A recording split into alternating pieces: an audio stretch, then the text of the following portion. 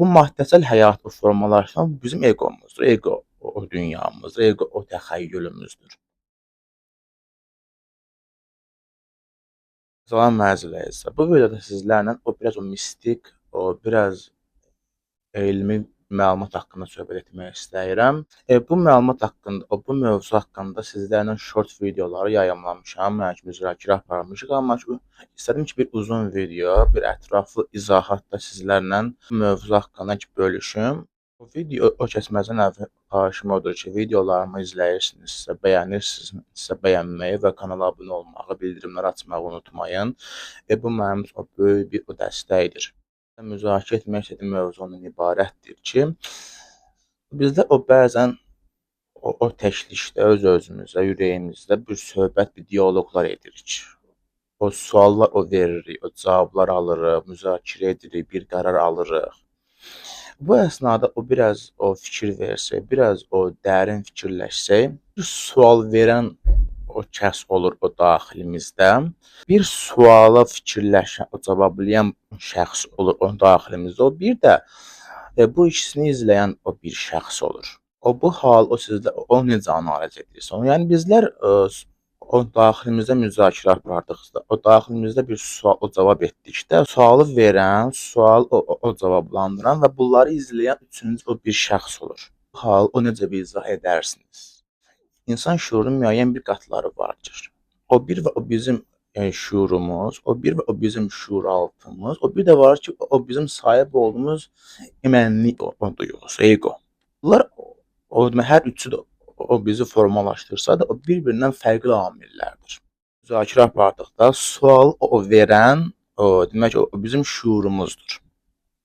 Onu cavablandıran bizim egomuzdur, mənliyimizdir. Bunları izləyən isə o bizim şuuraltımızdır.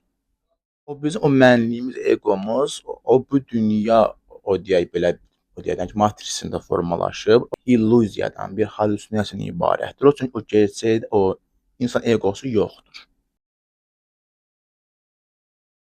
O bu gördüyümüz, izlədiyimiz o bütün o dünya maddəsi, bütün bu maddəsə o dünya ki var, bizim egomuzdan formalaşıb. Egomuzun belə deyək də bir şizofrenik xəyalının yansımasından ibarətdir.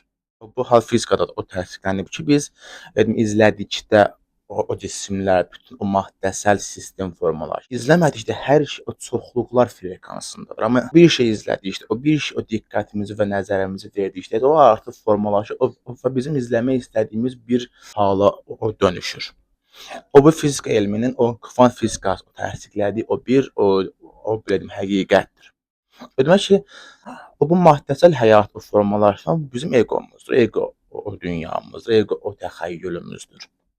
Demək, şuurumuz isə şuuraltıdan formalaşan o bir hissəcikdir ki, onu sizə izah eləyim. Demək, şuuraltı o tanrı şuurudur. O tanrı o Quranda özü vurğulayıb ki, mən insanı yaratdım və ona öz nurumdan, özümün ruhundan üflədim insana. Yəni ki, Allahın ruhu ki var, o bizə ondan üfləyib. O bizim şuuraltımız və bütün insanı olaraq şuuraltı vahiddir. Elə fikirləşin ki, bu tanrı o bir dənizdir, ilahi o bir dənizdir və bizlər o dəniz o bir damlalarıq. Şuuraltı o belə də fikirləşmək olar. İndi o yapay zəka sistemləri, o vahid o bulut sistemi vardır və hər bir sistem, o telefon, o kompüter sistem o buluddan öz o payını, o düşəni istifadə edir və o fəaliyyətdə olur. O şuuraltımız həmin o bulut sistemidir. Bizim şuurumuz isə o bulut sistemindən, o bizim demək ki, o daxil olduğumuz o sistem, o parçasıdır, o bir hissəciyidir. Yəni şuuraltı o tanrının şuurundan, o tanrının o zatından bir sistemdir. Bizim şuurumuz o sistemdən o bir hissəcikdir. Bizi formalaşdırır, o dərrakəmizi, zehnimizi, o düşüncəmizi o formalaşdırır.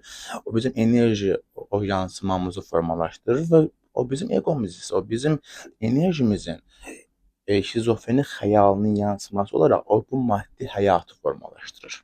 Demək ki, bizdə öz-özümüz tanışdıqda şuuraltı sual verir, ego bu dünya xəyalına uyğun olaraq onu cavablandırır və şuuraltı olaraq da o tanrının izləməsində oluruq. Bu bilgilər sizdən bölüşmək istədim. Ümidvaram ki, video sizlər üçün faydalı oldu.